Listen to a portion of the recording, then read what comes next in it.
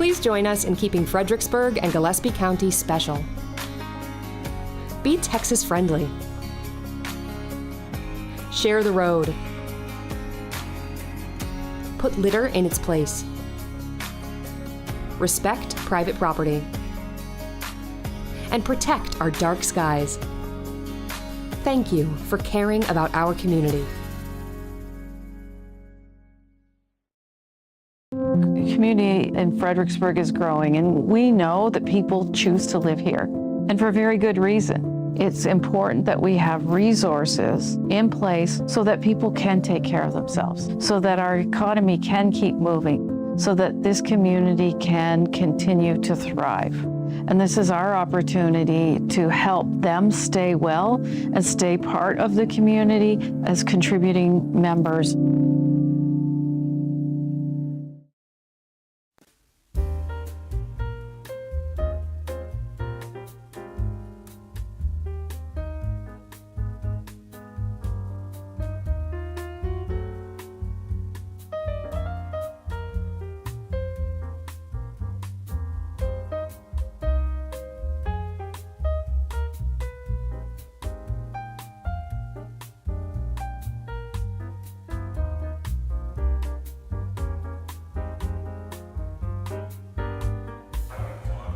We'll go ahead and get started here in a couple minutes, so if you can find your seat. I know there will be some people trickling in, but no rush.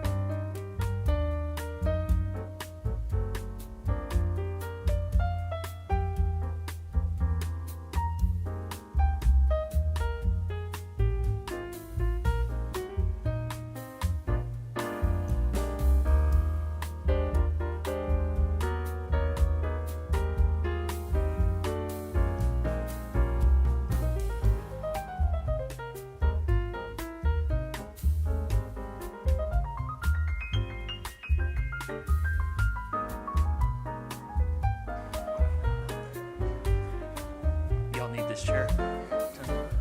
Y'all need this chair? Y'all need this? Okay.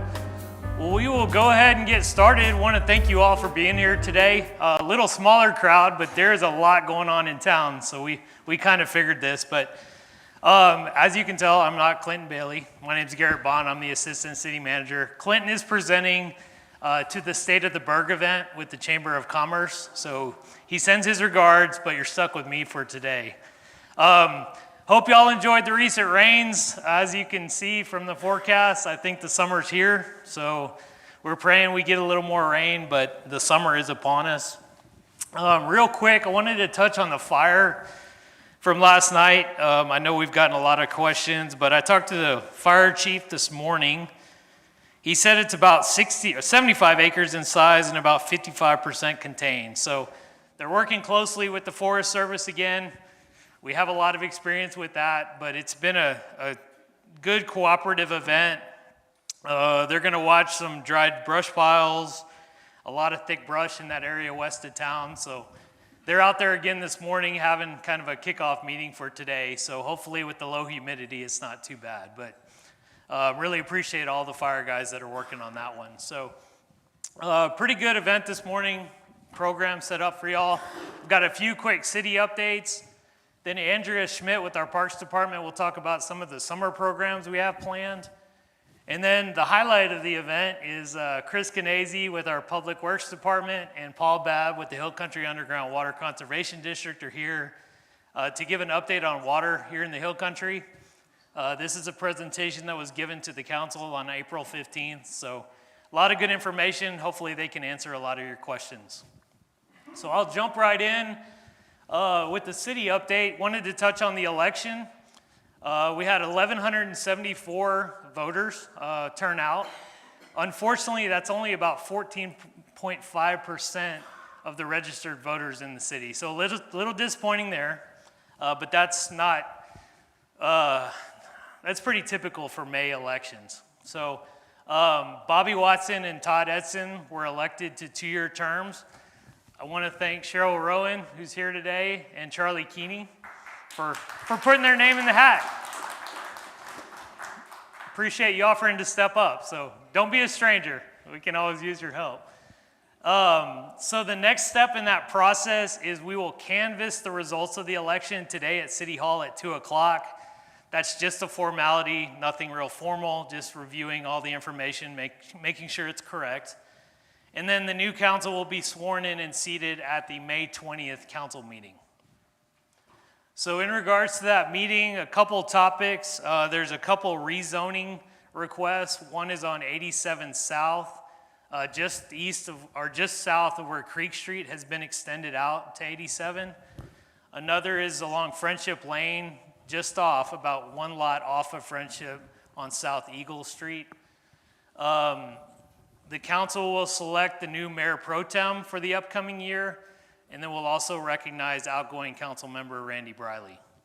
One other thing I wanted to mention is council will be considering a contract for the Christmas lights on market plots. So I'm sure you've seen it, but in the past, those lights have always been left up throughout the year. So they break in the wind, they start hanging down even when they're not in use. So the new contract will include putting them up and taking them down when they're not in use. So we should have a lot cleaner trees on market plots moving forward. We've also kicked off the new town hall series. So we had the first event at the Hammersons, thank y'all. The second one will be held in the Preserve subdivision next Thursday, I believe. The 28th, sorry. Again, those are intended to be for that particular neighborhood. It's just a good opportunity for y'all to come out, meet with your neighbors, talk about specific issues and concerns you may have for your neighborhood. So this year, instead of mailing out invitations, we're actually sending staff door to door to put door hangers up. And then Sean's also working on putting out signage in that particular neighborhood. So be on the lookout. We're gonna have 1 or 2 a month for the next probably 16 to 18 months. So a lot of good information. You can check the city website, which has a little more advanced notice of where we're planning to be in the coming months. And then last but not least, I wanted to mention we're kicking off the fiscal year 26 budget process. We're planning a workshop with the council later this month to talk about their priorities and objectives for the budget season. But that will run through September, so a lot more to come on that. Once we have the meeting with council, we'll definitely update y'all at the next coffee, let you know what the priorities are. So with that, I will turn it over to Andrea Schmidt with our Parks Department, talk about some of the upcoming events. Good morning. So this morning I just wanted to take a few minutes to talk about our summer activities, and then I also wanted to put on your radar 3 events we have coming up this fall, so you can at least add it to your calendar. So I wanted to start with the swimming pools. The splash pad opened earlier this month in May. We decided this year to add an extra hour, so rather than opening at 10, we open at 9. So the hours are 9 to 7, Tuesdays through Saturdays. Sunday hours remain the same, 12 to 5. It is free, first come, first serve. The bathrooms at Town Pool are open when the splash pad is open, so that you do have restrooms you can use while the gates to Town Pool are still locked, even if we don't have staff there. The swimming pools are both opening on Saturday, May 24th, so the Saturday before Memorial Day. Their hours are staying the same this year, 1 to 6:30, and it is $2 per person to get in, whether you're swimming or not. That rate actually hasn't changed in probably over a decade, so we're still pretty reasonable there. We have 2 new activities this summer that we're planning at both of the swimming pools. We're going to have some themed weekends. So the first one will be at Park Pool. It'll be June 14th through the 16th, and it'll be a luau theme. And then July 18th through the 20th, we'll have an Under the Sea theme. Price is the same, $2 to get in. There'll be yard games. There'll be cool treats for people to purchase. We'll have decorations up just to make it a little bit more fun at Park Pool this summer. One thing I did want to mention, we do know that the Kerrville swimming pool is closed this summer for renovation, so we are expecting more people to come to our swimming pool. The Red Cross has a 1 lifeguard to 25 people policy, so we may be hitting capacity more often this summer than we have in the past. We've posted on our website the days that we know we probably will hit capacity, because we do have groups in the city, Boys and Girls Club, Create Healthy, some of them that come and use the swimming pools. We do limit them to 25 or below, and we do limit some of the days they can come, because we always want to have as much availability to the public as possible. So if you're concerned about driving up there, you can give each of the pools a call directly. Those numbers are posted, and I can also give them to you if you'd like. That can change very quickly, though, if we have a large group show up. What ends up happening, we just have a line at the front door of the pool, and we let a group of 3 comes out, a group of 3 comes in. So we'll do the best we can this summer to keep that information updated. Okay. A new activity this summer at the swimming pool is we have partnered with Create Healthy Wellness Center with some of their programs. We already had lap swim. We started for the first time last year. That starts on the 27th of May. It'll be Mondays through Fridays from 7:30 to 11:30. We have 3 lanes that we open up to the public in the mornings for adult lap swim, $2 per person to get in. Some of those times Create Healthy is also going to be holding some classes, and people can register through Create Healthy for those classes, or if we have a member of the public that shows up and they have some limited available slots for the public, you can sign up right there and participate in their class while that's going on. So they're going to have H2O aerobics on Mondays, Tuesdays, and Wednesdays starting June 2nd from 8:30 to 9:30. They'll have a master swim class Tuesdays, Thursdays from 10:30 to 11:30, and then a deep water class in the evenings from 5:30 to 6:15. So we're going to see how that goes in the month of June, and if it works out, then we'll extend it into the month of July as well. Okay, moving on to the summer, July 4th. We're going to have our annual parade at 10 o'clock on the 4th of July. It's a Friday this year, so we are expecting things to be busy. We are accepting entries for the parade starting right now through July 2nd. This is the second year the city has actually managed and run the parade, so if you have questions, you can call City Hall directly, or Jennifer Krupa, the Assistant Parks Director, is organizing this event. Okay, next thing, later that evening, we're going to have our annual fireworks show out at Lady Bird Park. It planned to shoot off at 9:30 that evening. If for some reason we have rain, the rain out date is July 12th, and if for some reason we have a burn ban in place, it'll be delayed until the burn ban is lifted for later this year. Okay, so now I'm going to move on to a few activities this fall, if you want to go ahead and put them on your calendars. This is our 3rd year to help with the St. Martin's Day scavenger hunt. This event takes place at the Pioneer Museum, and it happens every year on November 11th. Which is a Tuesday this year. It's an arts and craft program. It's really aimed for kids 12 and under. We find the kids 10 and under really seem to have fun. But it'll take place that evening from 4:30 to 6:30. Then we're going to have our 2nd annual gingerbread decorating contest. So I helped with this one this past year, and it was really neat to see all the kids in there. They had a good time. They had fun. I would encourage to watch our website. We expect registration to open in October, because last year we sold out pretty quickly in all the age groups. We can only fit so many people in the John Klein room, and Clear River was our sponsor. They'll provide all of the supplies, so the kids just show up. We'll give them the decorating stuff, the gingerbread. The gingerbread houses are actually already made. And as you can see up here, some of the pictures of our decorating winners from last year. And then our last thing is the New Year's Eve event. I think this is our 7th or 8th year to do this. That takes place at Market Square, of course, on New Year's Eve from 3 to 6:30. There will be lots of free activities. We get a lot of great participation from the community. There will be food and drinks and some souvenirs that you can buy, but for the most part, the activities are free. And then it will end that evening with a video wall that Jennifer puts together with a little video of things the Parks Department has done throughout the year. Finish up with the ball drop with some help from the electric and fire department, so that's always a really neat thing to see here in our community. So do y'all have any questions related to the events or Parks and Rec in general? Yes, ma'am. How is your lifeguarding staff? So we had 24 kids we invited last weekend to our prerequisites. So what we've done is we invite kids to actually come and take the prerequisites to make sure they swim, and then we'll have our actual class this weekend. Right now, we're looking at having somewhere between 25 and 30 lifeguards, which will be pretty good for this year. The thing about it, even if we have 30 lifeguards, a lot of the kids have vacations and camps, so their availability can be limited at times. And if all of them overlap, we may have times this summer where only one of the pools is open certain days. But just follow our Facebook page, or the city's page, and we'll try to update that as we know that's going to happen. If you have a question, please raise your hand. We'll get a mic to you. We are streaming this live, so for our audience at home to hear your questions, please wait for a mic. Sorry, Sean. Yes, sir. Real quick, do you keep track of the numbers that are using the pool in particular that are either residents or visitors? We don't keep track of that. We just we don't have a system in place to keep track of right now of whether they're residents or non-residents. That'd be good information to know, though.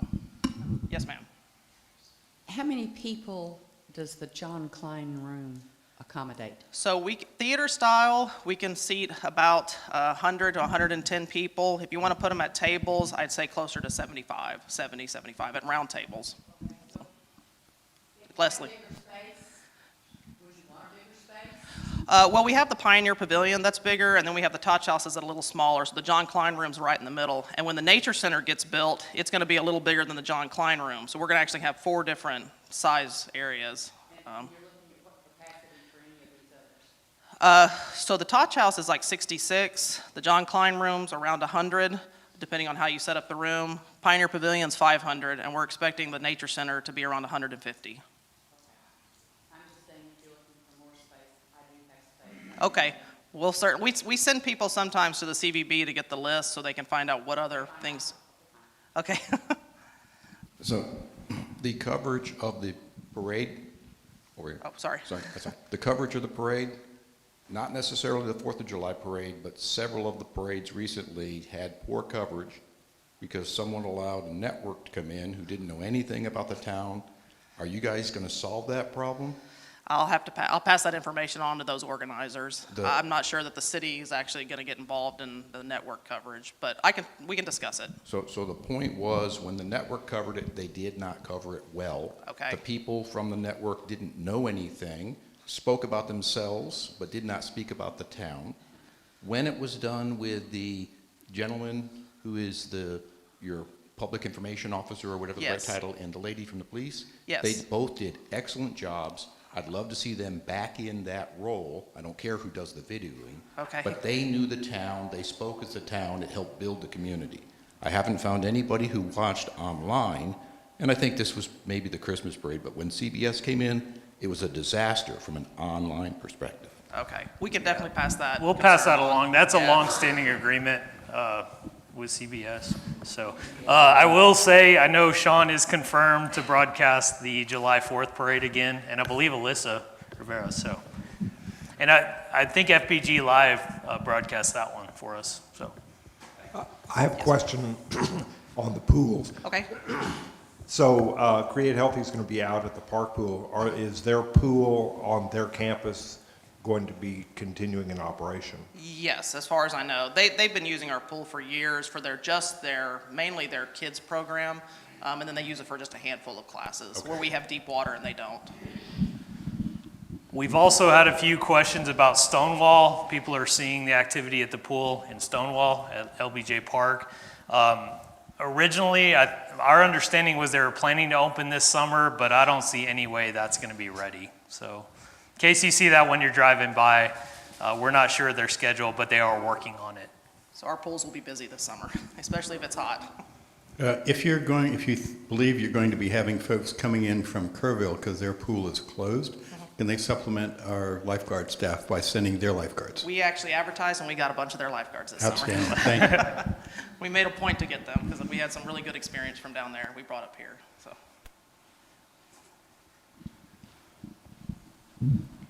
Thank you. And speaking about the pool, had you thought about having a sign-in list so that as people come in, a kind of a liability thing as well? We do have a sign-in list. We just don't Thank you. capture some information on their location where they live. So we And might be maybe able we to can add that. We could probably add that. Mm-hmm. It's a good idea. Simple thing. Yeah. Any other questions?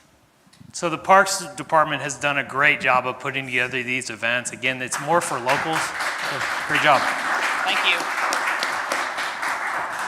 Okay, next up, we will move on to the water presentation. I'm sure that's what a lot of y'all are here for. So first up, we have Chris Canese, who is our Director of Public Works and Utilities. Again, this is a presentation that's given to the council every year, but we felt it would be really good to get this out to the public. So we're always talking about water. So Chris, you don't mind coming up? Sure. Good morning. Can y'all hear me okay? All right, so this is a similar presentation. There's a few slides that have been updated since the April 15th City Council meeting, namely the aquifer levels and so forth. So next slide, and talk just a highlight of the presentation. Historic rainfall, something we present annually to the council, and we keep track of that running average. Like I said, the current well levels and trends that we're seeing within the aquifer. A new slide here, we put in residential water use versus residential connections. So looking out over the last 10 years to see what that residential connection count looks like versus the water sales to our residential accounts. Our water conservation program, what we're doing now within that program, and our water rates, which is a part of the water conservation, water restrictions, obviously. I'll show where we are in stage 4 and what that means to our customers. Water distribution system integrity. So we've done a lot of projects over the last 10 years. I'll show a highlight of some of those projects. And then Paul will present more on the short-term and long-term weather forecast. In addition to that, I did put another slide in here that talks about our future projects and even a staff person that we'll be recommending as part of the FY26 budgeting process. So the rain totals for last year, 24, were just over 24 inches. Our average in Fredericksburg is about 28 inches. So for the 6th year in a row, we were below average, below that 28 inches for Fredericksburg. Our measuring station is here at Lady Bird. So I know some areas of the county might be above that, some areas of the county might be below that, but that's where it was measured for 24. So this is what that looks like since 2000. So over the last 24 years, you can see there's not a whole lot of bar graphs above that orange line. That orange line is that running average, so it's calculated over that time period. You can see that it does fluctuate when we get above average rainfall versus below average rainfall. So again, the 6 years there on the right-hand side of this chart shows that below average rainfall. And we're not talking about just an inch or two. We're talking about, in some cases, 12 plus inches back in 22 when we had only just over 13 inches of rainfall. So you can see what that looks like over that time period. Zooming in a little bit, from 2010 to 2024, over that time period, only 3 years above average rainfall. So we've certainly been in a drought. Everybody remembers the 2011 drought, but we've been in a drought even before that, going on multiple years here. So our monitoring wells, this is just a depiction of where those monitoring wells are. As I've mentioned to this group multiple times when giving this presentation, these are Texas Water Development Board monitoring wells, so there's a link. You can watch these just like I watch them, just like the district watches these well levels. And these are both in very close proximity to our production wells. So the old San Antonio Road well field, one of our production sites, we take about probably 45% of our overall water production from Old San Antonio Road. And then the Canalth property, which is east of town off of 290, is another location where we take a little over 50%, probably closer to 55+% of our overall supply. So going into those well levels, and I won't go into a lot of detail. I'm happy to answer any questions here. But you can see what that looks like. This is a 30-day, so from mid-April to May 12th, we're about 9 feet higher than we were 30 days ago in the Canalth well field. So that's in direct response to some of the rain we're seeing. Obviously not just the recharge that the aquifer is seeing, but also our pumpage goes down when we do get that rainfall, because people do turn their sprinkler systems off and don't water quite as much, thankfully. So you can see that direct response in what that looks like. I'd also like to point out, you see these fairly big spikes in movement. That's, in my opinion, the close proximity to this monitoring well to one of our production wells.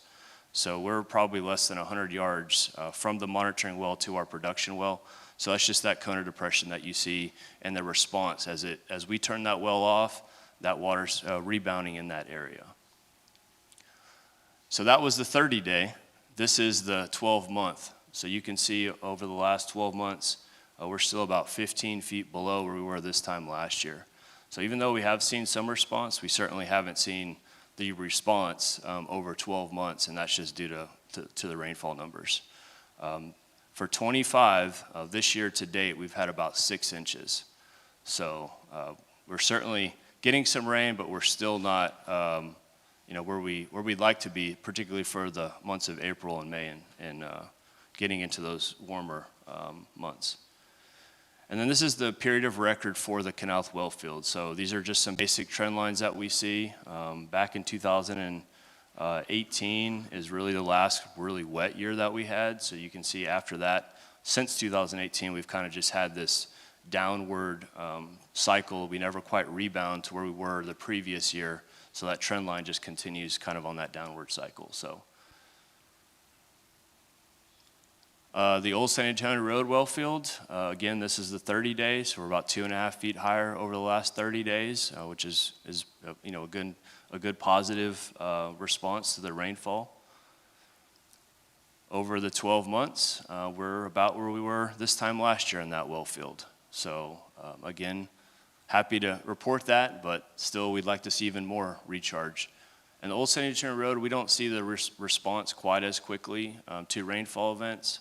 But also our pumpage, our wells are probably a half a mile from this monitoring well. So, certainly that cone of depression is further out, so you're not going to see those big spikes and swings quite as quickly from day to day. Period of record, I'd just like to point out in the mid-90s, so about 95, 96 is when the Canalth well came online. So you can see that pretty good upward trend from the mid-90s. That just took a lot of relief, or gave this area a lot of relief, because we started producing in the Canalth well field. But a very similar trend line, as you see from the Canalth beyond that, with the rainfall events. Again, 2018 was kind of the last above average rainfall that we saw in this area. This is the new slide that I put in this year, back to 2013 to 2024. The bar graph here on the bottom and the orange line just above the blue bars, that's the rainfall. So that's just a carryover from a previous slide. The two lines above that, the gray line is the residential water sales. So you can see those spikes, and then the orange line above that, or yellowish orange line, is our residential meter connection count. So from 2013 to 2024, that's just under 1,000. It's like 960 something meters that we've added on the residential side. You can see the response to rainfall. That's why the rainfall bar graphs are here. As we get rain, our residential sales do go down. As you go over to 22, when we did not have a lot of rain, if you remember, that was just over 13 inches total. You can see that spike there with our residential water sales. The residential meter connection count equates to about 16% increase, a 16% increase. The water sales between 2013 and 2023, 24, is about 2.5%. So I guess my takeaway from this slide is, even though we've added 16+% of new meters within our system, our water sales are about 2.5% increase on the residential side. So I think that, obviously we've been very restrictive in our watering stages, but I also think that people are being good stewards, maybe changing their landscaping just a little bit, not putting the St. Augustine yards in and so forth. So we'll continue tracking this trend to see if that's the case from year to year. So water distribution system integrity, I won't run through all of these. This is a running list of some of the big major projects. Some of these are rehab projects, some of these are brand new projects. It varies, but total, this is about $35 million over the last 10 years that we've put just on the water system side. You see 2 new tanks there. That's a 1 million gallon tank on the left, top left. That's at the Canal well field. That project was from a 2018 revenue bond. That's the finished product that you see there, finished pre-stressed concrete tank. And then the bottom picture here might be a little hard to see. That's what our wells look like. So that's the motor. The pump is actually below the surface, but that's a basic setup for our production wells. So water conservation measures. We've done a lot of things. We still have a long way to go and a lot of other projects that we want to work on, but our leak detection survey, so we've divided the city up into 3 areas, and we've done this over a 3-year period. Basically, we bring a company in, and they are able to hook up devices to our infrastructure and basically use sound waves to hear how that water is moving through the piping system. And then they can detect where those leaks are. Now, these are leaks that haven't surfaced, so we obviously get calls from dispatch or from our customers when leaks do surface above the pavement. We send crews out to take care of those right away, but these are leaks that have never surfaced. They're still below the ground. They're able to find these. Our smart meters, I think I have some slides that go into more detail, but our smart meters and a bunch of other things. I'll go back one, Sharon, there. So here's the leak detection. So you can see the different phases over the last 3 fiscal years.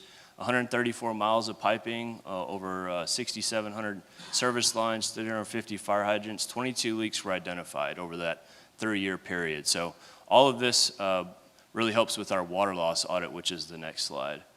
So this is our water loss audit from 2010 to 2024. This is in a percentage. So you can see back in 2010, it was 12.5.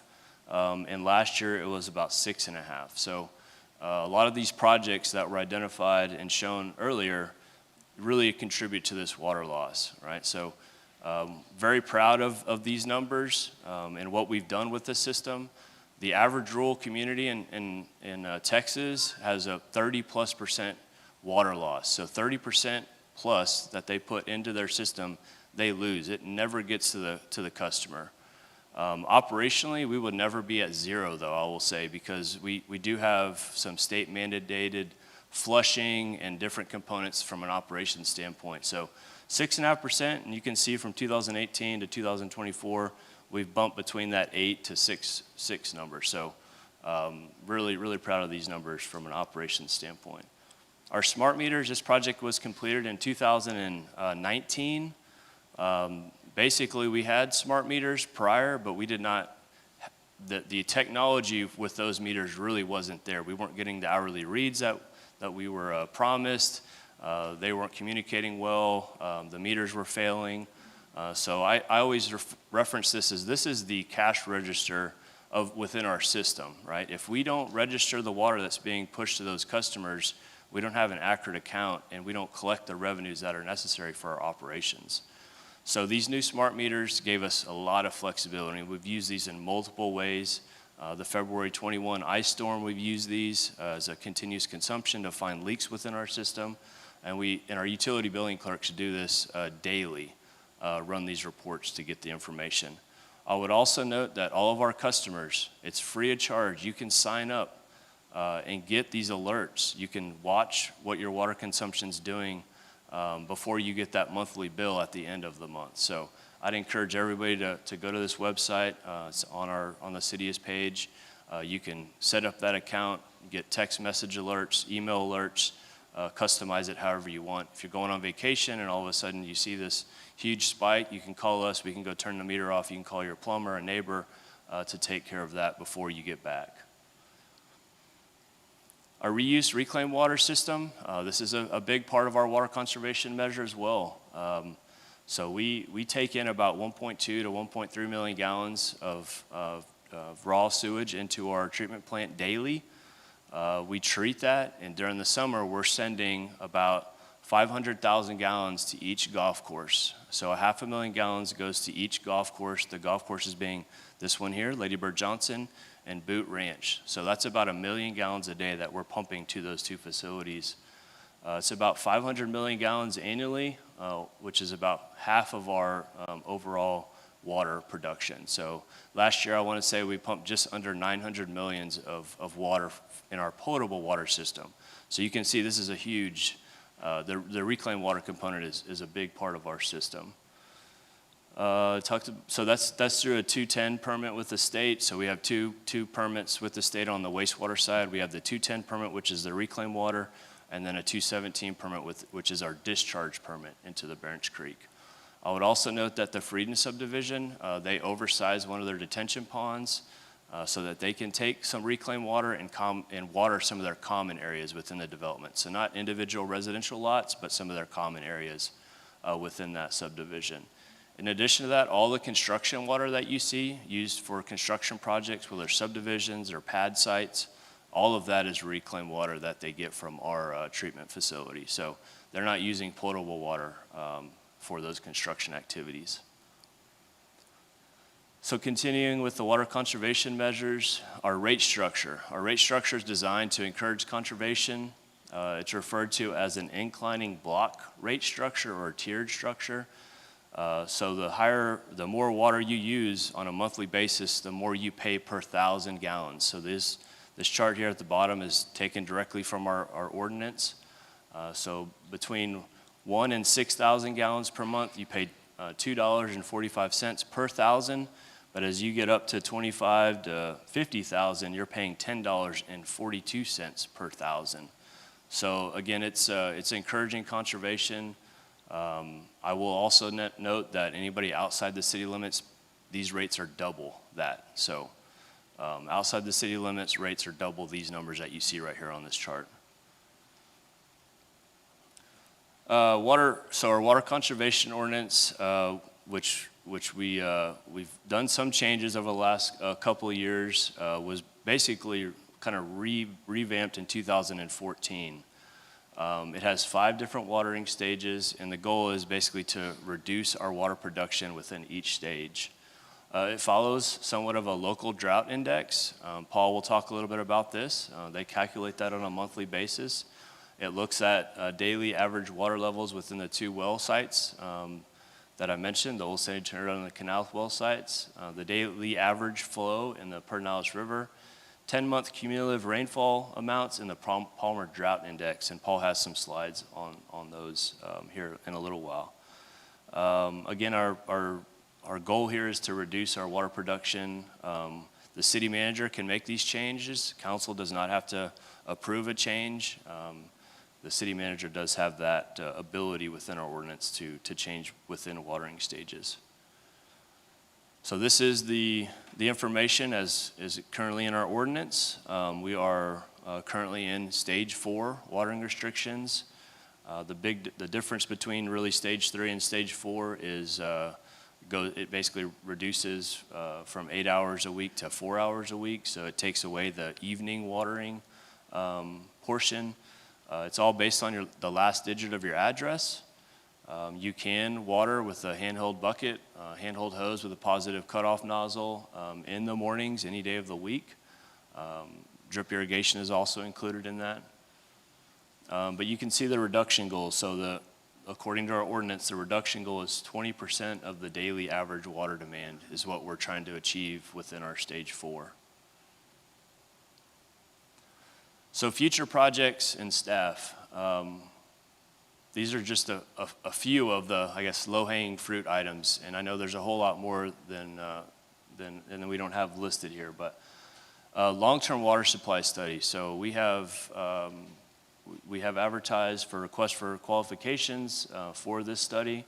We have received the statement of qualifications. I received 6. We're currently reviewing those right now within city staff. We are proposing to bring that to council for professional services contract consideration in June. Right now I have it earmarked for the first meeting in June. I think that might get pushed to the second meeting in June. Just once we select a firm and start negotiating that contract, I think it'll take about 30 days. So we might be pushing the envelope to try to get it in the first meeting in June. It's about an 8 to 10 month project. And the goal behind this, my goal behind this is really to throw all options out on the table and kind of list them in there, even some of those that are maybe don't seem feasible for this area, maybe they seem too expensive or whatever. I just want to list everything and start identifying kind of where we're going with that future water supply. This is not a 5-year study. This is really looking 40 years, 25 to 40 years. So really big projects that take a long time to plan and a long time to get designed and so forth. So that's an ongoing project. We are currently working with a property owner right now on the expansion of our well field. So we are doing some data collection, looking at another area to basically diversify our water source. It would still be a groundwater source, but it would basically spread that production out so we're not impacting certain areas of the aquifer quite as much. So I'm really excited about this project. We'll have a whole lot more information to come on this in the near future. So our water conservation ordinance amendment, so looking at our watering stages, if you looked at that first watering stage, it's basically water anytime you want. There's no restriction. I don't think we're ever going to be there, unfortunately. So looking at changing that, basically taking that out, so the current stage 2 might be the new stage 1. So really looking at that and just cleaning up that ordinance. That's something that we are currently working on and we'll get in front of council here probably in the next couple months. Unified Development Code, really looking at low impact development. This is a project that we've been talking about for a little while. So all the things that have been mentioned in this meeting over the last several months, really looking at that in a Unified Development Code. And trying to address some of those things from a development's perspective. And then last but not least, this year as part of the budget, I will be requesting a new position. This position I currently have labeled as Public Works Community Liaison. I don't know if that's the exact title that will stick, but this position and the kind of the program that I see here is really for public outreach. So similar to a lot of things that Sean does, and maybe even this is a person under Sean, but similar to what Alyssa does, gets out and does these school programs, basically education, but not just water conservation.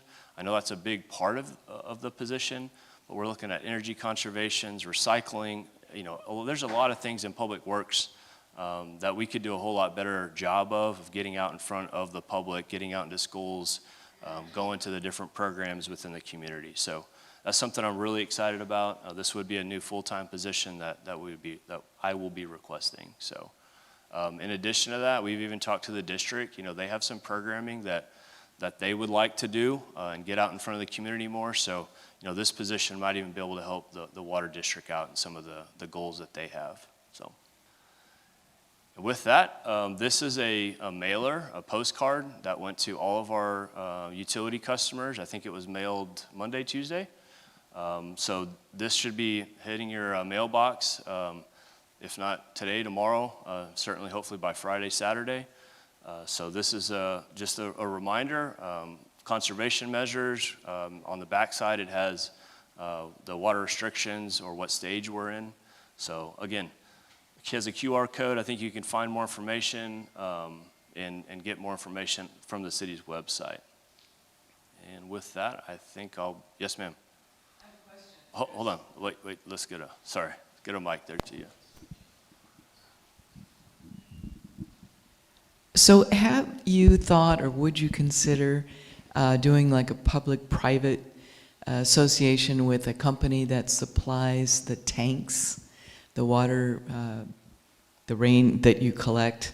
So we have 3 on our property in town, and every time it rains we collect about 300 to 400, we collect 500 gallons of water off the roof through our gutters. And if you negotiated, if you will, with a company that supplies those tanks, rain barrels, rain barrels that the gutters, you know, the downspouts could empty into.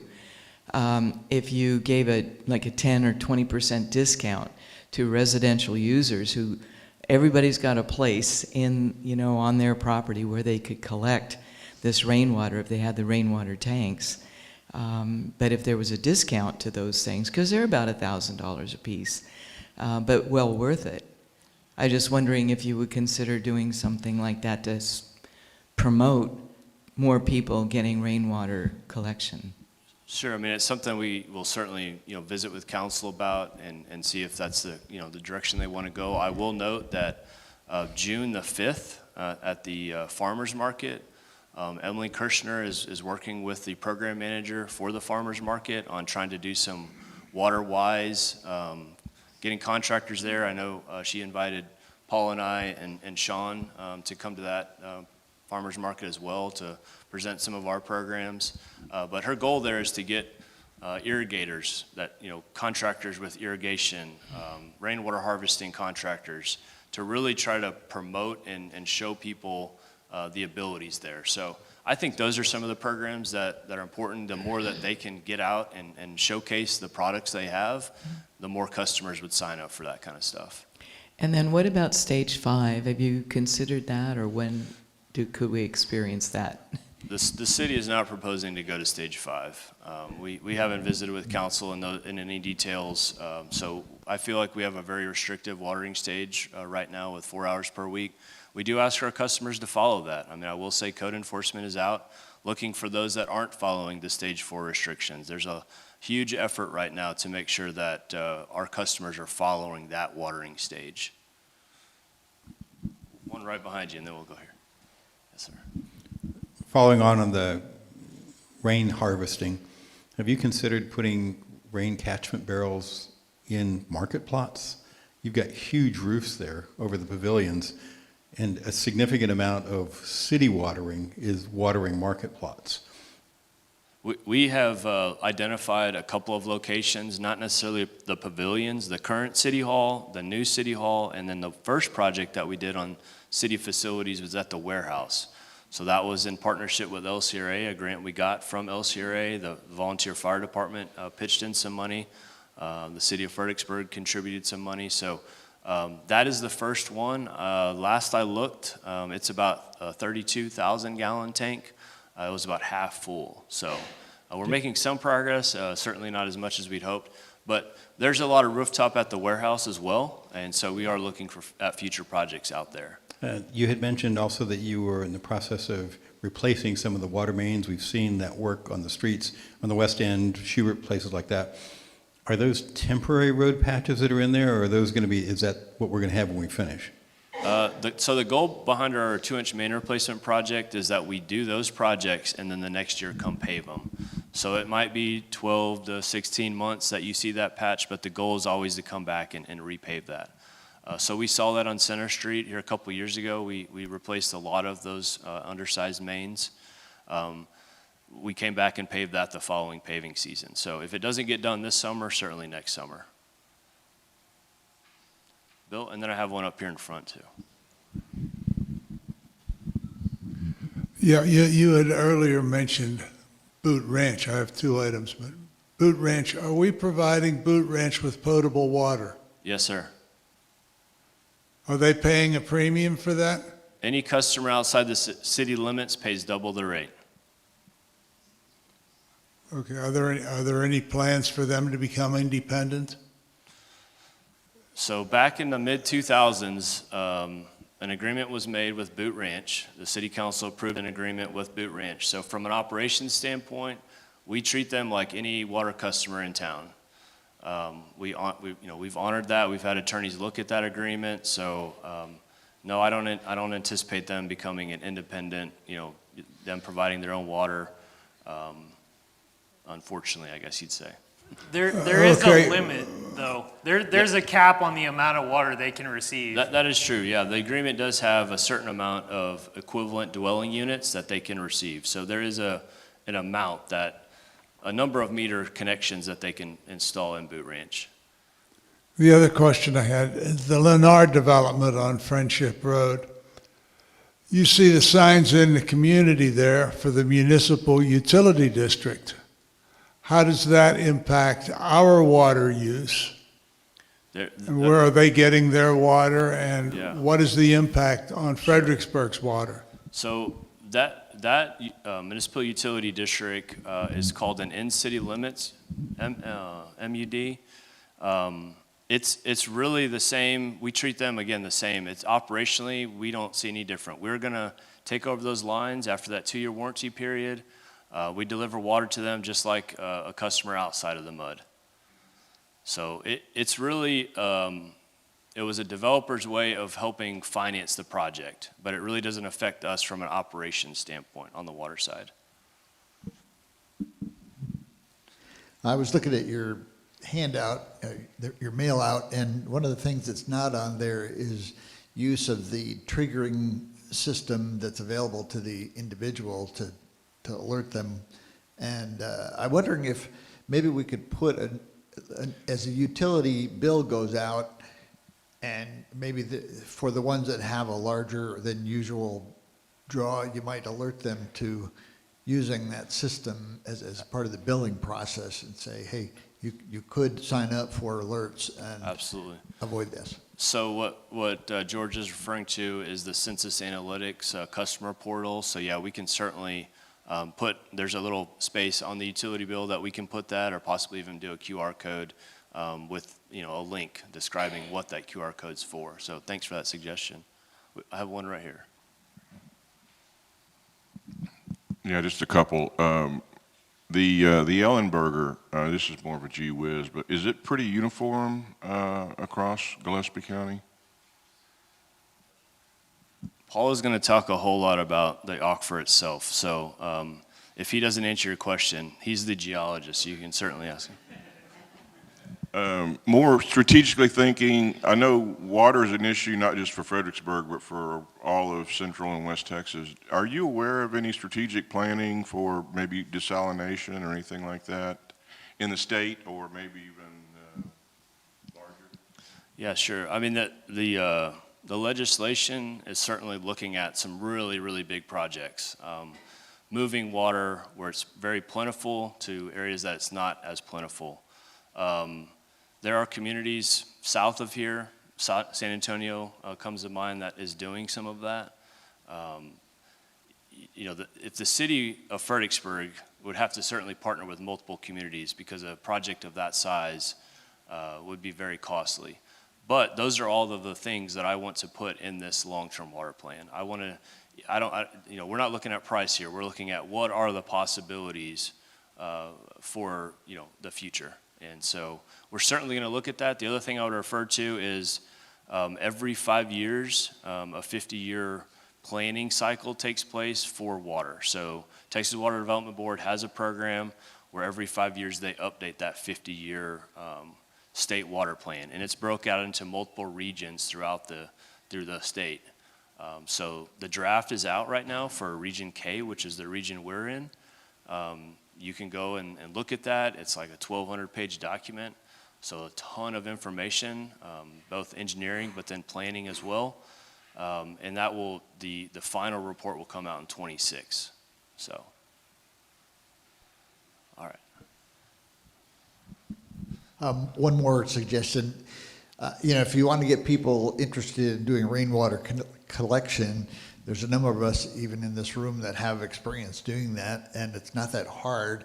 And I'm thinking of a short video from actual residents that have done it, and you could put it on your site and say, here's how it's already being done by other residents. Join the club. Absolutely. Or whatever. Thank you, George. All right, one more, and then we're going to go to Paul. And then you can certainly ask more questions after Paul's presentation as well. So the concept of the city trying to lead, I've heard several people mention it. The city's currently not leading. You may be enforcing, right? But you're really not leading with showmanship. I would love to see the city not only with the water harvesting, but landscaping and showing how you're changing the city's use. I don't know what the city's use is now, but I know you guys do a lot of watering, or are perceived to use a lot of watering. I know that businesses are perceived to not being measured. You said everything up here is residential, and maybe that is the volume, but I hear people constantly complaining about Whataburger watering the sidewalks and other businesses not managing their water use. So there's three questions here. One is, do you manage the businesses as tightly as you're trying to manage the residents? It's never talked about. It's like the businesses are off limits. They've got their own little golden approach. Secondly is, why is the city not changing its water behavior to the point where the city consumes none of its own water? Okay, that should be part of your long-term vision, that you're not a consumer, you're a provider. Third is the approach to all of the new developments that are going on. The zoning should be turned on that the only thing that's allowed is zero escape type, not just low water usage, but virtually no water usage. Those are notches that you guys could do in the vision of how you're going to help manage, not just enforce, don't use any more water. So businesses, just to respond to the businesses versus residential. Businesses and residents are under the same watering restrictions. So water wasting and all those activities, watering outside of the hours, they can get a violation just like a residential customer can. So there's no difference between the business and the resident's account. As far as the native plants and so forth, I'll certainly pass that along. My goal or my responsibility is the operations side, but as a city whole, I understand where you're coming from there, and we can certainly have those conversations within those different departments.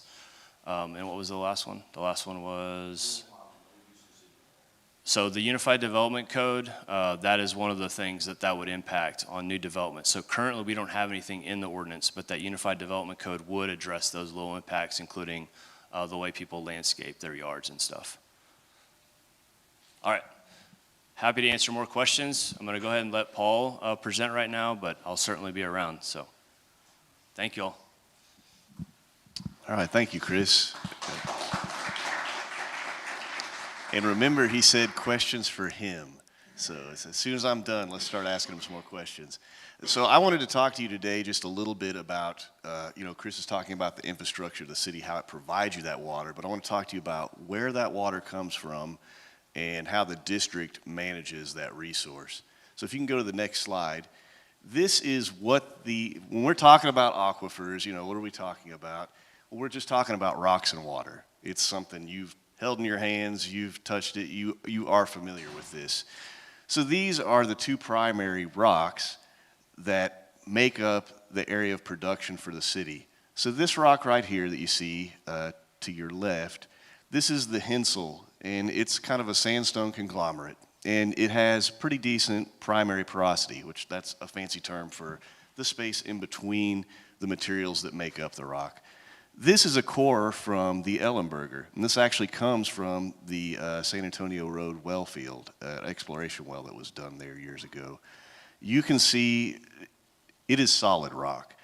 So the way the water is held, it's held in cracks, fractures, and caves that form within this solid rock.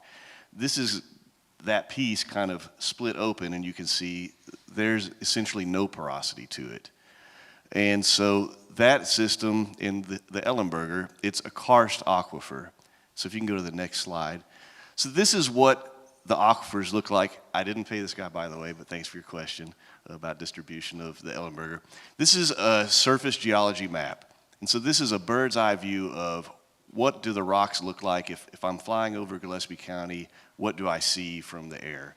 And most of this kind of green colors that you see, that's a part of their Cretaceous, which is just an age. These rocks are primarily the Edwards Trinity Formation, and so you have the Hensel, which makes that kind of sandy area you see as you're driving along east of the city, and then as you climb up into the hills as you're going towards Harper, that's the Edwards Plateau area. So if you can go to the next slide, when you strip away those rocks, this is what lies just beneath that, beneath the green colors that you saw. And as you can see, it's kind of a mess, and it's a hodgepodge. And the pink color there is the Ellenberger, and you can see that it is most certainly not uniform, and it is not evenly distributed throughout the county. Currently, almost all of our production from the Ellenberger occurs in this southeastern portion of the county right there. And the city's well field is kind of between that area where you see these pretty colors along the county line. We call that the Stonewall High, and most of the production happens in between that Stonewall High and this other area that we call the Fredericksburg High. If you can go to the next slide. This is, if you took that last slide I was showing you and you cut a piece out of it, like imagine that the county's a sheet cake and you cut a piece out of it and you look at it from the side, this is what you see there. And you can see that it's even less uniform beneath the ground when you're looking at it. And the reason for this is as things were being deposited, we have the Llano uplift, and tectonic activities caused a lot of fracturing and faulting and unconformities to the formations that make up the aquifers within the county. So you can go to the next slide. The district operates under the Conservation Amendment of the Texas Constitution. That's what enabled the legislature to pass Chapter 36 of the Texas Water Code. And that is essentially the state law that the district is enabled by and what determines what we can and can't do with our management and our rules. Chapter 35 of the Texas Water Code, that applies to areas that were considered by the state to be areas that would experience depletion of the aquifer. And so we are in the Hill Country Priority Groundwater Management Area. And that gives both the district and the County Commissioner's Court some authority and special provisions that otherwise are not afforded to districts or counties in other parts of the state. So from Chapter 36, the Groundwater District is tasked with managing the groundwater within the district, and we do that by adopting a management plan that states what our goals are and how we will achieve those goals. We then implement rules based upon the goals of our management plan, and the quantified part of this, the numbers, that is developed through it's an acronym, DFC process, but what that stands for is Desired Future Conditions. And so the district is a part of a groundwater management area. Chris talked about the water plan, and that's done through the regional planning process. That process takes both what we do at the groundwater management area level and then for surface water management. And we're actually in Region K. I'm a voting member on that region, and we've initially prepared our plan, and we're going through the hearing process right now to adopt that. The GMA 7, that's solely groundwater. And so our district is a member of GMA 7 along with 20 other districts. We're one of the largest by area groundwater management areas in the state. And essentially, it stretches from the eastern edge of Gillespie County, and it goes out to the Pecos area. So in that GMA process, we develop what we say are desired future conditions. It's exactly what it says it is. How do we want the aquifer? What state do we want the aquifer to be in the future? That can be described in any number of ways. We've chosen to describe it as an average drawdown from a specific point in time that we picked to manage from. And we developed that statement, and then the state of Texas there's another acronym that I didn't throw here at you because it's a little early, but it is a GAM, and that's a groundwater availability model. And so the state uses their groundwater availability models, and from that they develop modeled available groundwater. They're not very creative in their terms. If you can go to the next slide. So the way we manage the aquifers and what we're trying to achieve, you may be familiar with if you have a bank account. There's only so much coming in, there's only so much that's in there, and there is water going out, or money in the case of your bank account. We all have bills and things we have to pay, and so does the aquifer. There's really three forms of what we call capture, and that's when you remove water from the aquifer. And so those are production, so pumping water out of the aquifer, spring flow, so springs and water that flows out of the aquifer is spring flow, and then down gradient capture. And that's where water moves from one aquifer into an underlying aquifer. And so of those three things, we only have control of one of those, and that's production. If you can go to the next slide. So this is what that estimate of available water looks like versus what we currently have permitted for in the district.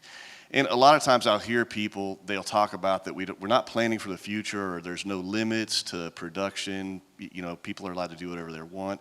But that's actually not true. We do have limits to the total volumes that we will allow to be produced from the aquifer. And so that's what the distribution of those look like. You can see the middle column there, that represents the Ellenberger, which by volume is our largest aquifer as far as what we'll allow to be produced from. And we have just under 1,000 acre-feet left to permit. Now, one reality to that, if you can go to the next slide, is the distribution of any one use from the aquifer. The district cannot regulate domestic and livestock use as defined under state statute.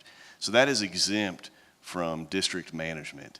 So as that domestic component grows, if we get to the point where we've allocated all our available water, then as the domestic component grows in a manner in which it's exempt by the state, we will have to manage and curtail the other production that's happening. You can see here in the slide, municipal production is literally half of the use out of the Ellenberger aquifer. But this represents literally half the population of Gillespie County allocating that water. Almost all the municipal production does happen by the city, and so it's good for us to partner with them because they've been a good steward of that resource. And instead of working with thousands and thousands of producers, we have one primary producer that we can work with and achieve really good conservation. Another thing I'll point out is irrigation here. That's for agricultural irrigation. And Gillespie County historically was a pretty strong agricultural county, but a lot of the land use, you've experienced it, it's changing and it's converting. And as those uses convert, there's more and more water available for these other uses because irrigation demands typically are about, there's 3/4 of the production typically that happens out of an aquifer when you have agricultural production. But over time, the district is developing more stringent production regulations, and anytime there's a change in land use, there's a change in the terms of how someone's using an existing permit, those permits, they either get amended or a whole new permit is issued, and that's always done based upon the current district production regulations. And those have continued to become more strict over time, and I anticipate that that trend will continue. So we can go to the next slide. This is how we actually, our touchstone for how we know what's going on with the aquifer is we visit every well that gets drilled in the county, and this slide you see, that's the foreground, that is all of the wells that we have located in the district, and it's now close to about 13,000 wells. And don't be disturbed by this image because I can assure you wells don't take up 30 acres in area.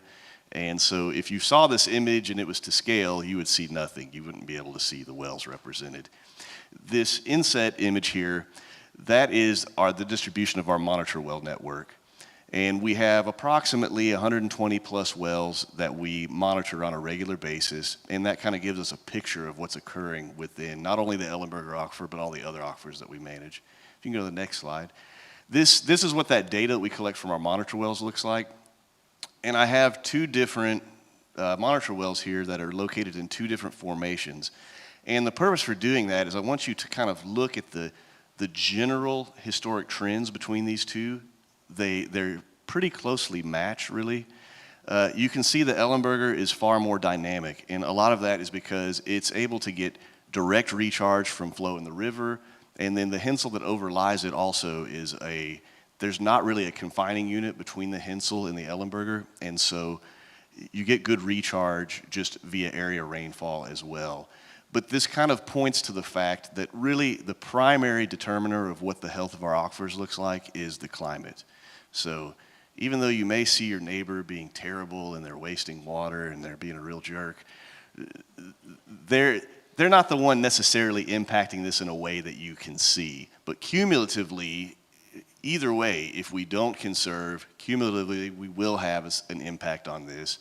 But if we do conserve as a community, we can certainly prolong the period of time before we enter into those more restrictive drought stages. So you can go to the next slide. We also measure base flow within our creeks, streams, and rivers, and then we have production reporting. And so this is kind of our way of monitoring those other forms of capture.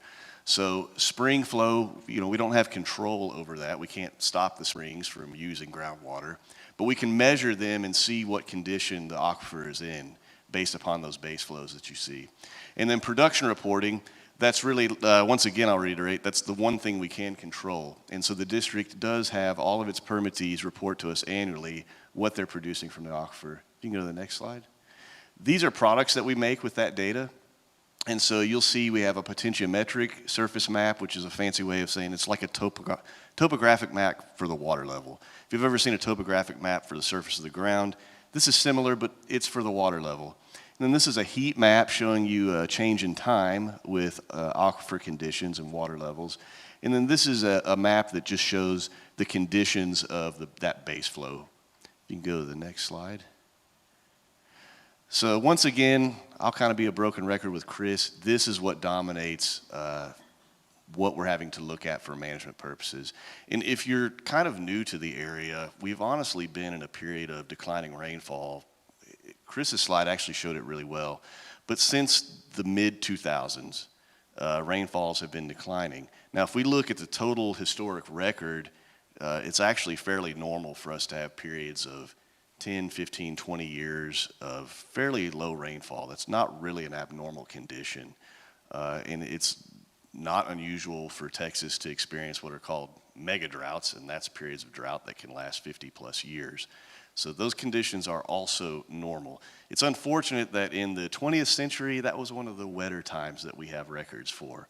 And so if that informs what your expectations are for what's normal, that's actually not quite as normal probably. So you can go to the next slide. This is what the current outlook looks like. And yes, the U.S. Drought Monitor, things are not pretty for us, but I was very pleased and happy to see that for the month of May, a much better seasonal outlook for the rest of the year with the predictive modeling shows that while the drought is going to remain, it's not predicted to continue to decline. And actually, they're saying our conditions will improve, which we've experienced already. You can go to the next slide. This is the Palmer Hydrologic Drought Index. And so this is where we're at in terms of drought in relation to the rest of the country. And the index only goes to -4.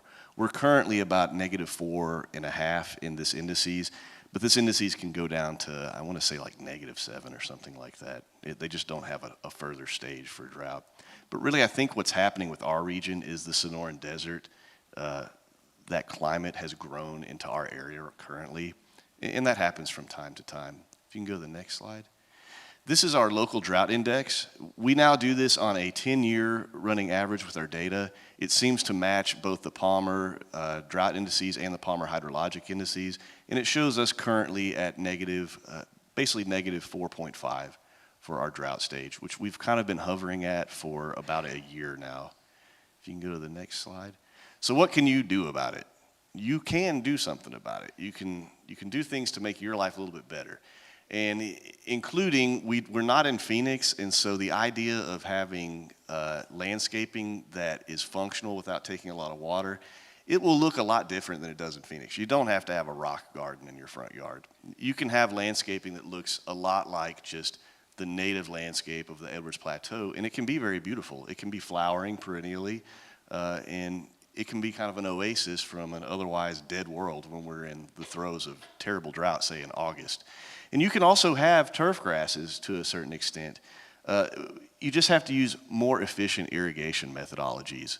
And they, of course, are not a panacea. They come with their own issues, but there are grass types that require very little water, and there's methodologies of using that water that are far more efficient than the current means that most people use. If you can go to the next slide. The best thing you can do if you're worried about your source of water or the aquifers is you can get your own water source, and that would be rainwater collection. And one thing I would say is a lot of times when you live in the city, you feel like, well, I'll have to use that rainwater for irrigation purposes. But that's actually like the worst way to use it because you don't want the plants to get all that good water. Rainwater is the purest, best source of water that you can have, and you want to drink that stuff. You want to bathe in it. So the only problem with that in a water system is that you have to have a separate plumbing system because you can't interconnect your rainwater system to the existing public water supply. That's a big no-no. And you may not be aware of this, but leaking plumbing fixtures and things along that lines, you can literally use 10 to 100 times the amount of water that you otherwise would use. So please don't come to my house right now because I have a leaking faucet that just started in my shower. But if you see that, get it fixed as soon as you can because it's not insignificant. You let something like that go for a year, you really did waste a lot of water, and you needlessly spent money that you didn't have to on that when you're tied into a system. But those are things you can do, and they do have a meaningful impact, if not for your water bill, even for your community. So if you have other questions or a lot of those figures and things I showed you today, we have that and a lot more available on our website. And we'd love for you to come by the district office and speak with us if you like. But you can also find other information, other things there on the website. And so now Chris is ready to take your questions.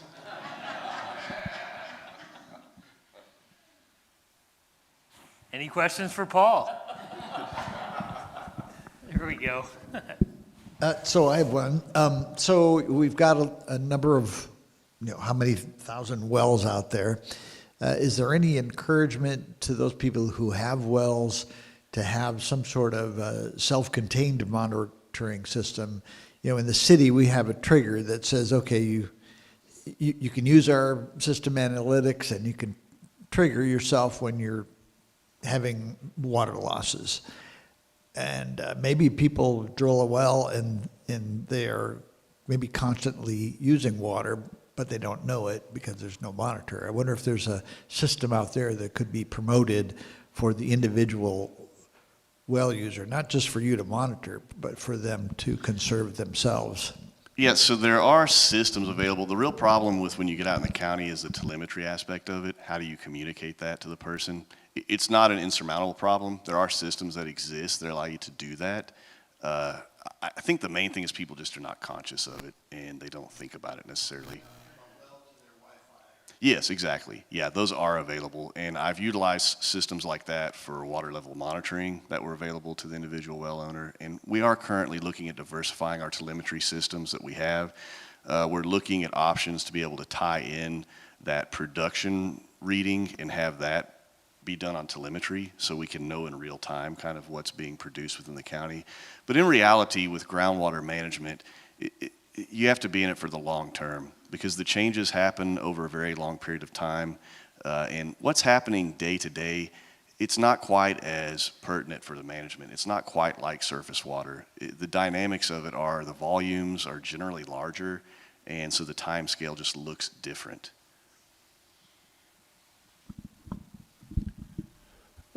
Paul, thank you for a great presentation. Please get very specific about what the underground water district can do in terms of education, monitoring. You alluded to perhaps other controls. I'm just outside the city limits. I can tell you you say it may be unconscious, but the overt wasting of water, primarily related to irrigation systems. I've got pictures on this phone after the recent rainfall of, I won't even call them neighbors, property owners with their automatic sprinkler systems going off while it's raining. The mechanics of the sprinkler systems, which I don't see any purpose in a rural area other than keeping green lawns. What can we do to educate people outside the city limits that are drawing down these aquifers? What is your relationship with the commissioners, for example? So we try to work very closely with the Commissioners Court. The Commissioners Court doesn't have purview over groundwater use or, system installations or anything like that. So, and like I alluded to before, the state of Texas exempts domestic and livestock users from district oversight outside of, they do have to meet our spacing regulations and they have to meet our construction standards. But when it comes to production, there is a finite limit of 25,000 gallons per day that they are allowed to produce. But as long as they don't exceed that production, the state of Texas says they're exempt from any other oversight or regulation by the district. So to answer your question about what do we do, the district is made up of 2 staff members. It's myself and Margaret Ratliff. And we operate on a budget that probably looks a lot like your household budget. It's a very small budget. And so what we do is individuals like yourself or other people, they call the office, they tell us about, hey, there's this problem I see, or they present us with evidence. And so we try to contact the people, and we either physically go out to their property and meet with them. We send them letters. We try to interact with people and get them to comply with the stages of drought that we're in. So even though we can't, the district also really, as far as enforcing our ordinances and our rules, it looks a lot more like, we don't have ordinance authority, so it's our rules. And we have about the same means to enforce our will as you do. We have to go to civil court if it comes down to that, if we can't have parties agree to work with us. And so that's a very onerous process. It's very expensive. And like I said again, our annual budget probably looks a lot like your household budget. So we try as best we can to work with people to get compliance. And we do a lot of that through education, because most of the time what we explain to people is that, I know your neighbor's not happy with what you're doing, but the outcome of this is actually going to be your well's going to go dry and not your neighbor's who's concerned about this. And a lot of times that will get people's attention when we show them what can happen from overproduction of the well. Hey, Paul, for 26 years I taught in public education, 24 at Fredericksburg High School. Part of my time I was a world geography teacher.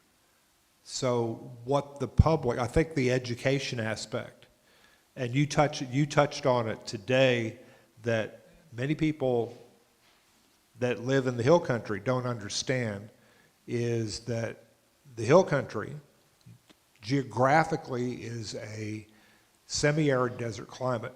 And Paul referenced the expansion of the Sonora Desert in Mexico.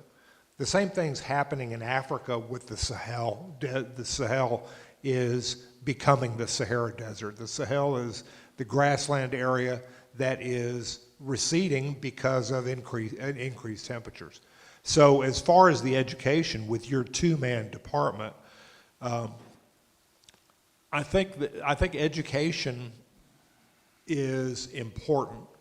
And one thing that I would suggest is if there was some way that the local newspaper could just, write a feature article on the geography of the area, what we can do as citizens is not think of the Texas Hill Country as Houston, Texas, where you can plant as much St. Augustine grass as possible. It's a change. It's a change in in attitude. We have a lot of people that move here, and when people move to areas, they bring their culture with them. So if they come from a culture where I have to have, I want a lush yard, or I want this, then I don't know that the land can sustain it. So it's an educational thing, and I think the idea is you can't do it by your own, the city can't do it by their own, but somehow as a community we've got to get people to understand, okay, well, there are some things that we can do. I think rainwater catchment's one. I'm on the Planning and Zoning Commission. The city is going to in the next 2 years have a rewrite of the Unified Development Code. I'm confident there are going to be some major changes, but until that code is in place, the code that exists is the code that is the Bible for people that are developing. So, this is not an individual thing. This is a community thing, and the more we can talk it up to people, then that's the way to do it. And if you got a neighbor that's hopefully weekend watering in the city of Fredericksburg, the people should know that it's illegal to water in the weekend, and the list of the 1,000 people who are watering on the weekend, my suggestion is start with heavy fines, and if they don't agree to that, then go to heavier fines. It's a way also to fund your new person in your department. If it's good enough for the STRs, it's good enough for the So Paul, I know you got a small number of people in your office, right? But this is and I'm going to pick on what you said, Tom, it's community, but too often community people think Fredericksburg. This is a county or larger problem, and we all need to realize that the education is to the county, not just the city, because even if the city used no water, right, there's more people in the county than there are in the city, and if they think they have free reign to use as much as they want, we still have the same problem. What I'd like to see is maybe a joint activity between the city and the county and managing who would put this information together. I don't think the average person in the county, I'm going to call it new person, right? Not somebody who's been here for 4 generations or more, but don't understand, as Tom said, that everybody's drinking out of the same puddle, right? And that if you're wasting water, not only might your well go dry, right? But I know people who go, well, I'm in the western county, the city gets their water in the east. I don't affect them, they don't affect me, right? But if you look at your picture with your Ellenberger, that is 75% of the county is covered, is basically drawing from that, something along those lines. So I think an education program that helps people understand, and I'm not trying to set off an alarm, I think the alarm's already there, but we have a county-wide water management need, whether you call it a problem or whatever, but that it really is a simple set of education. We have effectively one real source for water. Everybody uses it one way or another. That the environment is that going forward, the heydays of lots of rain is not in the foreseeable future. It's not that it won't cycle back in 20 years, right? And therefore, just how to be best stewards on your land and enhance the education so it's not just to the city people with rules. Because though we do have people who are going to take a decade to learn how to live in the hill country, right? There's a lot of people here that are just going, what should I be doing, right? And if there was more easy information, some of this stuff is good, but most of this stuff is pointed at the city person, not at the county person, not at the ranchette owner.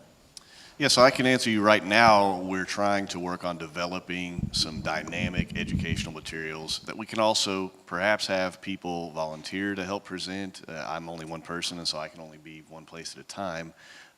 And also have that be available in different formats, whether it's someone going to our website or we make it available through other means where, you know, instead of people doom scrolling on TikTok or, what's that? I don't have any of this stuff, so I'm not very good with the names, but Instagram, that, you know, just mindlessly going through their phone, maybe we could get them to click on some of our materials, and if we have it set up where they can mindlessly scroll through that, they wind up, you know, unbeknownst to them, becoming educated on the topic. So, okay, one thing that's missing, I think, is the emphasis that there is a board, an elected board that you serve. You're the equivalent of the city manager to the city elected council, right?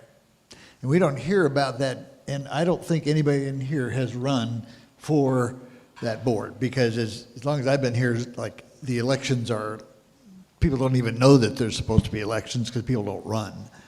And so some involvement, I think, is needed in getting the word out that you can run for that board if you really care about water. And you can meet with Paul and be a part of the decisions that go forward or not. I'm not saying that the ones that aren't there are really good right now, but everyone should be interested in competing for those elected positions, and they're not.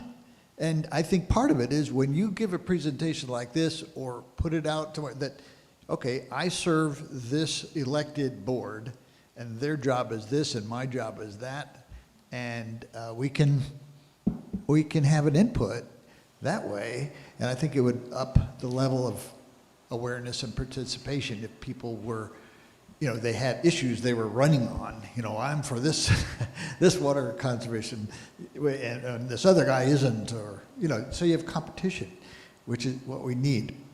The other thing I want to mention is trees, and any studies that you've done or aware of how trees affect water consumption within a given small area. So whether it's the cedars that populate everything, or if it's like I paid for trees on our property so that I'd have a lot more shade for whatever I am trying to grow. And people don't mention that part. I don't know if So you were asking if we've done studies on trees, or there are studies out there? I mean, in general, trees capture water. They capture it generally from the vadose zone, which just alters the recharge, regime that would occur under certain rainfall conditions. But funny enough, the Edwards Plateau generally was a savanna grassland, and the oak wilt, honestly, to a large extent, has returned things probably back to more naturalized conditions from before we stopped having so many wildfires that would keep oak tree growth kind of down. And both live oaks and cedars, yeah, they definitely capture water, and they limit the amount of infiltration that'll occur over the area that they're at. So, but I would, don't go home, cut down your live oak tree or anything like that. And even don't get rid of all the cedars, because they're beneficial as well, but they certainly have their effects. Paul, can you touch on when your board meetings are? So we typically have our board meeting on the second Tuesday of every month. Like George said, I serve an elected board of directors. The groundwater district is composed of directors that geographically represent the same areas that the Commissioner's Court represents, and then we have a director at large who works very much like the county judge, in that he represents the interest of the entire county. And I say county because our district, like many districts, our boundaries are coterminous with Gillespie County. But groundwater districts can exist in any form that you can imagine. They're much like school districts, where they can take on the geography of another entity, but they may have their own independent boundaries that look different than other governmental entities. I think we got time for one more question. And again, Paul and Chris will be around after the meeting if you'd like to catch up. Thank you very much for the presentation. It was really good and very informative. Given the constraints of the gigantic staff that you have and the huge budget that you have you been able to, the one thing that goes out to every property owner in the county is an annual property appraisal from GCAD. Can you put information into their annual mail out saying, here are the drought conditions that we're facing, that we're anticipating, here's why it's important to you, wherever you happen to live, to conserve water? I don't know about when they do their statutorily required mail-outs, if that would be appropriate, but we can certainly use their mailing list for disseminating things. It's just a matter of the expense of doing physical mailings like that.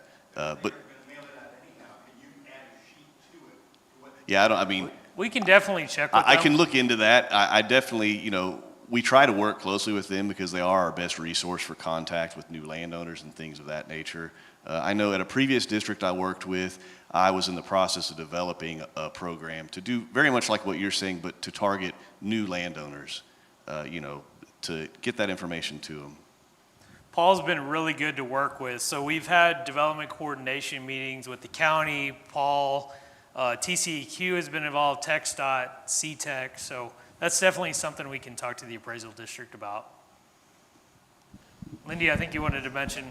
Margaret gave me these to bring to this meeting today, so please take them, please pass them out. It can start on a neighborhood basis. I'm going to hang one of these on every gate and every fence in my little neighborhood, newcomers and old comers alike. So again, it's education, as Tom said, as well as neighborhood participation. Thank you. Well, thanks again to Paul for being here.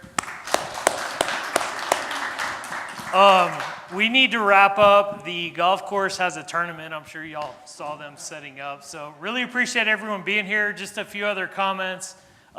City offices will be closed for Memorial Day on Monday the 26th. There's also a community blood drive on market plots Thursday the 29th from 1 to 6. If you're interested, you can go online and sign up for an actual time slot for that. And the next coffee will be Wednesday, June 11th. Jim McCullough from the Chamber of Commerce will be here so he can touch on the state of the burg for you. But thank y'all again for being here. A lot of good ideas were presented, so y'all have a good one.